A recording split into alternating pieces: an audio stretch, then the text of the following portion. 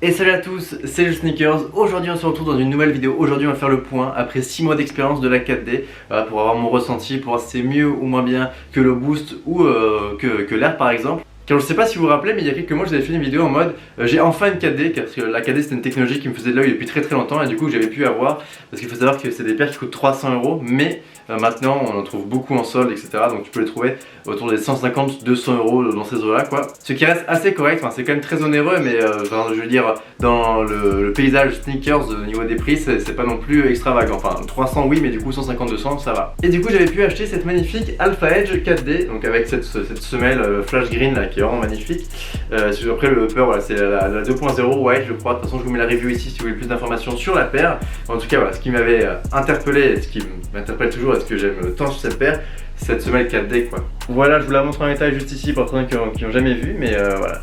En mode un petit peu en mode nid d'abeille, etc. Enfin, je sais pas comment expliquer, mais voilà, avec les différents trucs, ça reste assez flexible. Hein. C'est un peu mou, mais ça reste assez rigide. C'est assez bizarre comme sensation. Justement, on va en parler juste après. Car au niveau du confort, qu'est-ce que ça donne? Car dans ma première vidéo, c'était juste un unboxing, une review pour discuter et présenter un petit peu cette technologie pour les gens qui ne connaissaient pas. Et là, cette vidéo, ça va être plus un retour d'expérience, voir est-ce que c'est vraiment confortable, etc.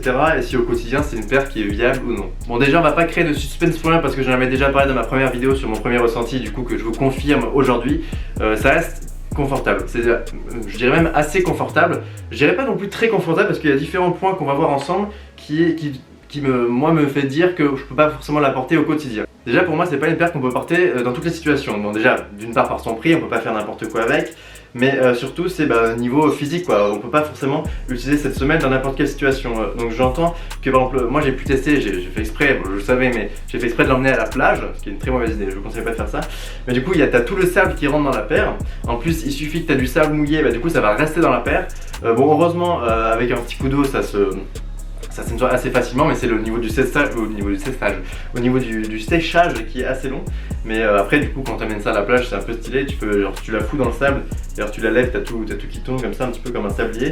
Mais du coup après au niveau de l'entretien c'est vraiment pas le must. Pareil j'en ai parlé, c'est au niveau de l'eau, voilà quand une paire qui a la pluie, hop tu peux être mouillé par dessous le pied quoi, ce que je veux dire. Si tu marches dans une flaque d'eau, après ça va, bon après il y a de la semelle bien évidemment, mais tout ça va être rempli d'eau, donc si l'eau est sale ou quoi, ça va vraiment être dégueulasse. Et je pense que j'aimerais bien voir comment ça va vieillir cette technologie en quelque sorte, parce que je suis sûr là il y a de la poussière qui va rentrer dedans. En vrai, elles vont couiner nos chaussures, on sait pas, mais après je gipote bien évidemment, mais pour moi c'est des petits points qui sont un petit peu gênants si tu veux porter une paire au quotidien. On peut alors commencer à comparer par exemple avec le Boost. Donc déjà au niveau du confort, ce qui est quand même assez important, je trouve que les deux restent confortables comme je l'ai dit, mais ce qui va être différent c'est le ressenti. C'est-à-dire que le Boost, t'as vraiment l'impression de t'enfoncer en forme de caoutchouc, un truc assez mou, alors que là t'as une forme de rigidité mais tout en restant confortable. En fait, en gros comme je vous ai montré, là c'est mou comme ça, mais quand tu mets ton pied, ça ne s'affaisse pas forcément. Alors qu'avec du Boost, tu peux y aller comme je vous montre dans mes différents outfits, c'est assez flexible, comme des Easy V2 par exemple, mais ça reste assez rigide. Et on voit du coup que la structure en knit gap, qui est pas en knit gap comme je l'ai dit, mais en forme de X partout, on voit que ça arrive à bien répartir les charges et les forces partout, et ce qui est quand même assez surprenant. Et moi c'est ce qui m'a pas mal bluffé, parce que du coup on dirait c'est juste une semelle en imprimé en 3D, on voit qu'il y a une vraie recherche derrière. Je pense alors que ça peut être une bonne solution pour les personnes un peu plus corpulentes. Je sais que moi j'ai des potes qui sont un peu plus forts que moi et qui me disent que le Boost c'est vraiment du chewing gum quoi, ils mettent leurs pieds dedans et ils aiment pas du tout. Et là je pense que du coup ça peut remédier un petit peu à ce problème, parce que du coup je trouve que ça répartit beaucoup mieux et c'est beaucoup plus, la sensation est beaucoup plus rigide. Et même pour les personnes qui n'aiment pas forcément le Boost, pas forcément très corpulent, mais juste parce qu'ils n'aiment pas ce côté trop mou, de trop t'enfoncer, ce que je peux comprendre, qu'on peut pas forcément retrouver sur une Air Max One. Après je sais que sur les nouvelles Air Max qui est full bulle, c'est un petit peu le même délire. Après ça dépend, il faut choisir son modèle en fonction de ce qu'on veut bien sûr.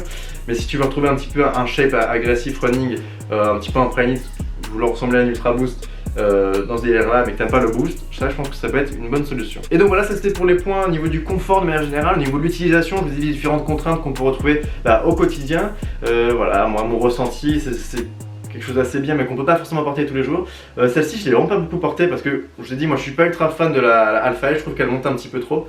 J'ai dû la porter entre 5 et 10 fois max. Par contre j'en ai acheté une deuxième qui est la ZX 4000 KD. Donc voilà, je sais pas ce que vous en pensez, mais moi je suis beaucoup plus fan. Enfin, je trouve que le shape de manière générale est très cool. Le coloris, je vous en parle pas, je le trouve vraiment fou. Et voilà, celle-là j'ai beaucoup plus porté. Là, celle-là je dirais 5-10 fois. Et celle-là je dirais, ouais, peut-être pas beaucoup plus non plus, dans le sens où c'est genre, je vais vous dire 10 ans, je veux dire, c'est rien du tout.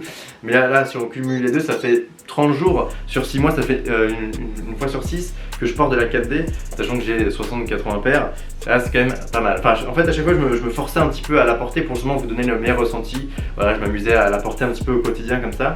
Même chez moi, je faisais des tests, j'essayais de sauter, enfin moi des conneries, j'essayais de courir avec. Par contre, au niveau, voilà, on peut parler de ça vite fait. Au niveau du running, je conseille pas. C'est correct, hein, vous pouvez courir avec, mais je pense que c'est beaucoup mieux du boost ou encore technologie comme sur la Zoomfly ou des bails comme ça, parce que je trouve que ça n'a pas forcément beaucoup de répondants, enfin pas autant que le boost. Et voilà, j'ai l'impression d'avoir une semaine un peu dure, c'est comme si tu courais avec une Air Max One quoi, c'est pas le must. Et donc voilà, c'était à peu près tout pour cette vidéo, j'espère qu'elle vous aura plu, voilà, j'espère que voilà, si vous avez eu plus d'informations, plus de retours sur la technologie 4D, je sais pas si vous avez vous aussi pu tester cette technologie, n'hésitez pas à me le dire dans les commentaires, moi on a différents avis, il y a des personnes qui veulent se lancer dans cette technologie, au moins ils auront plein de références. Sur ce, je vous souhaite une bonne année, je vous laisse mettre un petit pouce bleu et vous abonner, bien évidemment ça fait toujours plaisir. Moi je vous dis à la semaine prochaine pour une nouvelle vidéo, c'était Just Sneakers, ciao ciao.